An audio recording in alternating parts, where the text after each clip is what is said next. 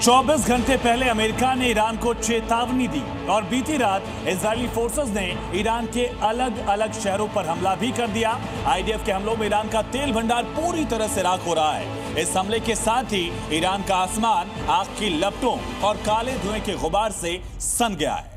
लेकिन इस हमले के बाद ईरान रुका नहीं, बल्कि पहले से ज्यादा घातक हो गया है। ईरान ने इजराइल की ऑयल रिफाइनरी को भी खाक कर दिया। अब सवाल यह है, क्या मिडिल ईस्ट की जंग में तेल का खेल शुरू हो गया? ट्रंप ने जो कहा आखिरकार वो कर दिया। कुछ इस अंदाज में ईरान को दहलाकर ईरान के कोने कोने को बारूद से सुलगाकर।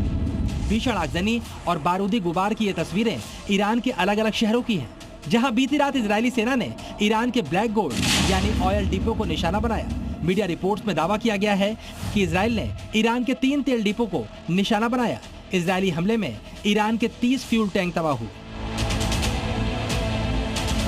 अमेरिका ने 24 घंटे पहले ईरान को चेतावनी दी थी, वो ईरान पर अब तक का सबसे बड़ा अटैक करेगा। ईरान के तेल भंडार और सैन्य ठिकानों को टारगेट करेगा। बस अपने इसी कमिटमेंट को पूरा करने के लिए अमेरिका ने इजरायली सेना के साथ मिलकर ईरान पर अब तक की सबसे भीषण स्ट्राइक कर दी। बस फिर क्या, ट्रंप के बारूदी ताप से ईरान धधक उठा, क्योंकि इजरायली सेना ने ईरान के शहरान तेल डिपो पर अटैक किया, जो ईरान का बड़ा तेल भंडारण केंद्र है।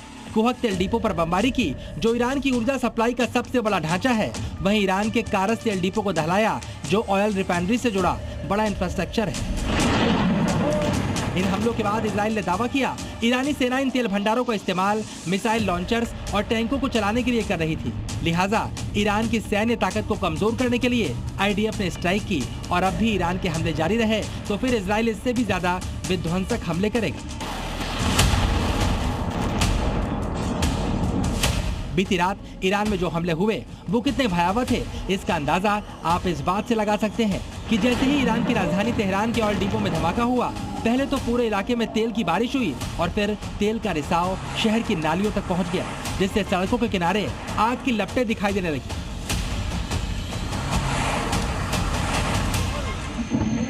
हालांकि इन हमलों के बाद भी ईरान बैकफुट पर नहीं गया, बल्कि पलटवार करने लगा।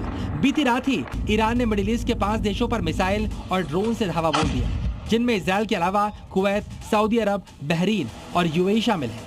ईरान ने इजराइल की हाइफा ऑयल रिफाइनरी पर भी मिसाइल दागी।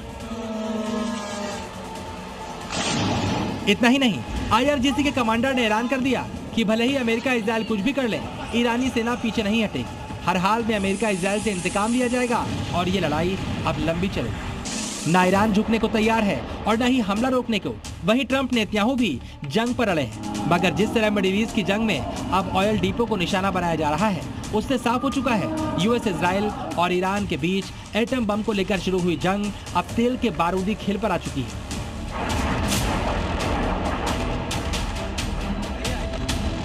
दरअसल मिडिल ईस्ट के देशों के साथ साथ ईरान के लिए भी तेल सिर्फ एक संसाधन नहीं, बल्कि उसका अस्तित्व है, क्योंकि ईरान दुनिया का तीसरा सबसे बड़ा तेल भंडार वाला देश है। आंकड़ों के मुताबिक ईरान का कुल तेल भंडार लगभग 208 मिलियन बैरल है, यानी ईरान के पास दुनिया का 10% तेल भंडार है।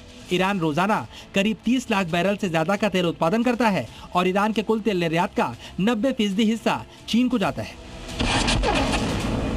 ऐसे में सवाल सिर्फ ईरान या मिडिल ईस्ट में जल रहे ऑयल डिपो का नहीं, सवाल उस ग्लोबल इकोनॉमिक शॉकवेव का है जो इन धमाकों से पैदा हुई है। और अगर ये जंग लंबी चली तो फिर हालात भयावह होना तय है। ब्यूरो रिपोर्ट, जी मीडिया।